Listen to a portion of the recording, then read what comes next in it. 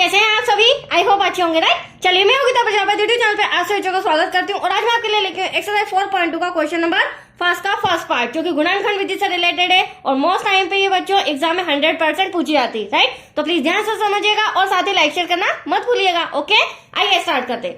देखिए क्या कहना क्वेश्चन में, गुणनखंड विधि से निम्न द्विघात समीकरणों के मूल ज्ञात कीजिए। तो हमें द्विघात समीकरण दिया गया है, हमें इसके मूल ज्ञात करना है और विधि कौन सी होगी? गुणनखंड विधि।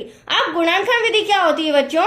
गुणनखंड का मतलब खंडित करना, मतलब जो हमें बीच वाली संख्या दी गई है ना, इसे दो भागों में डिवाइड करना और हमेशा आपको बीच वाली संख्या को ही डिवाइड करना रहेगा, राइट।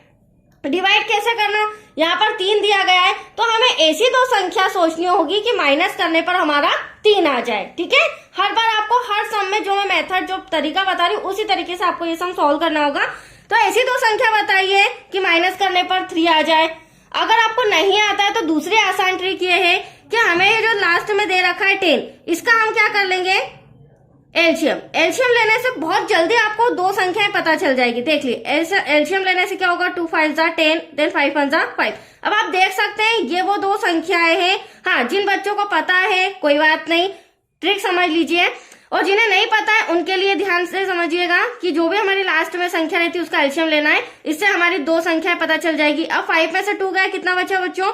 3। तो आप देख सकते हैं इजीली हमारा फैक्टर्स मतलब गुणनखंड आ चुका है। अब सेकेंड स्टेप, ब्रैकेट लगाना। 5 में से कितना माइनस करेंगे? 2, तो माइनस का साइन और 2x। अब देखो हमारे सम में x दे रखा है तो यहाँ x लिखना है, अदर कोई y या z होता तो यहाँ पर वो लिख देते हैं।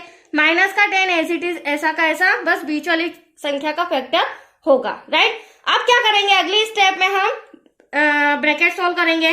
तो ब्रैकेट के बाहर माइनस का साइन, तो ब्रैकेट के अंदर का साइन क्या हो जाएगा? चेंज। या माइनस है तो क्या हो जाएगा बच्चों? प्लस। माइनस का 10 इक्वल टू 0। अब ये फर्स्ट टर्म, ये हमारी सेकेंड टर्म आ चुकी है। फर्स्ट टर्म में से x कॉमन ले लेते हैं क्योंकि आप देख रहे हैं यहाँ भी x है, यहाँ भी x है, तो एक x बाहर तो एक x अंदर। x का x में क्या? x स्क्वायर माइनस x में क्या मल्टीप्लाई करें? 5x आ जाए, तो ये रहा आपका 5x, ठीक है। अब सेकेंड कंडीशन ध्यान से समझिएगा। सेकेंड कंडीशन में एक्स वाई जेड कभी भी कॉमन नहीं आता है, डिजिट आती है, संख्या थी वो भी छोटी। तो आप देख सकते हैं 2 और 10 में 2 छोटा है हमारा, इसे ही हम कॉमन ले लेते हैं। 2x में से 2 बाहर आ गया तो अंदर क्या बचा? x, मतलब कि 2x। Plus minus minus, sign का भी आपको ध्यान रखना होगा, ठीक है।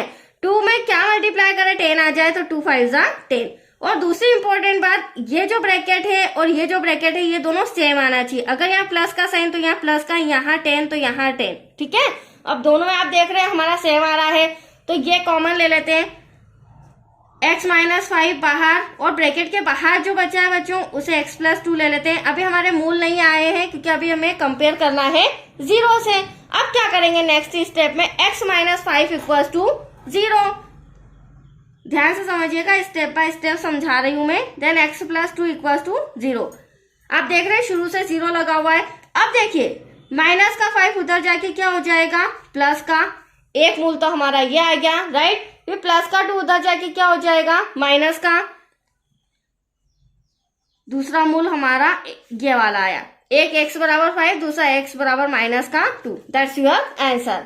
तो बहुत ही इजी है, ज्यादा डिफिकल्ट नहीं है बच्चों, बट जो मैंने मेथड बताई, रूल बताया, उसी अकॉर्डिंग आपको सॉल्व करना है। Okay, thank you.